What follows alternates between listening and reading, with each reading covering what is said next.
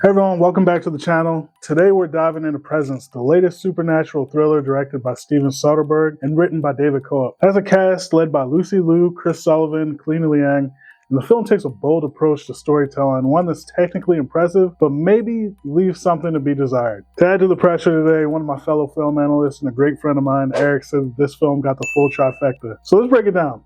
Does Presence live up to the hype? Is it a must-watch? Or just an interesting experiment? Let's get into it. So one thing that Presence does well is immediately setting itself apart with POV shots. The entire movie is presented from the point of view of an unseen entity, what the characters call the Presence.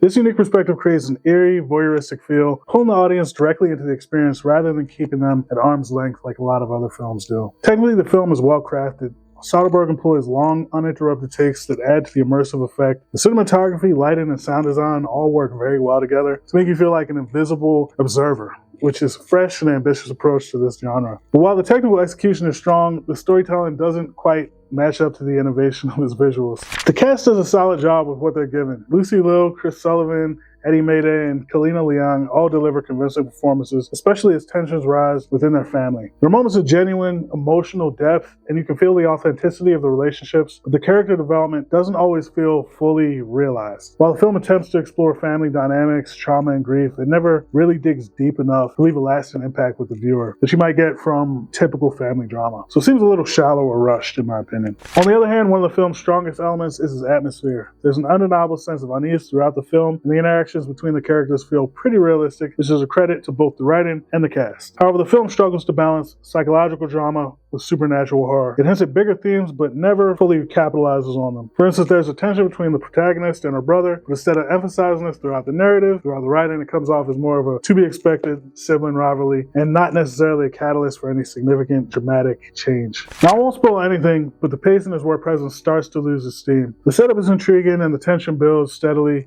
but the narrative doesn't feel as engaging as it could be or should be, perhaps. Certain plot elements feel predictable, while others feel underdeveloped. The film spends a lot of time establishing its eerie tone, but doesn't quite deliver the payoff that you might expect in the end. Some would disagree, but overall I think it lacked the punch of other ghost stories like, say, The Sixth Sense or The Others.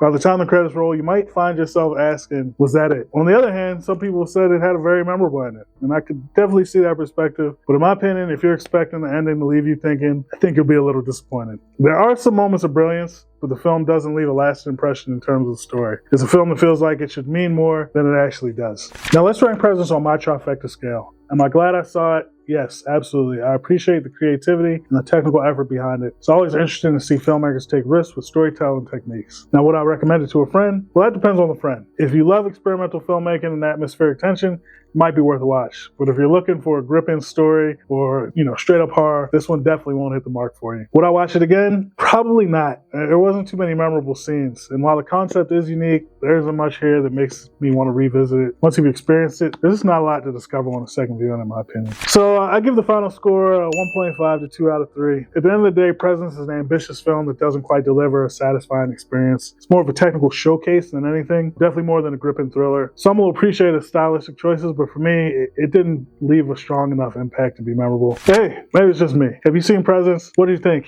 Let me know in the comments, and don't forget to like and subscribe for more reviews. I'll see you next time.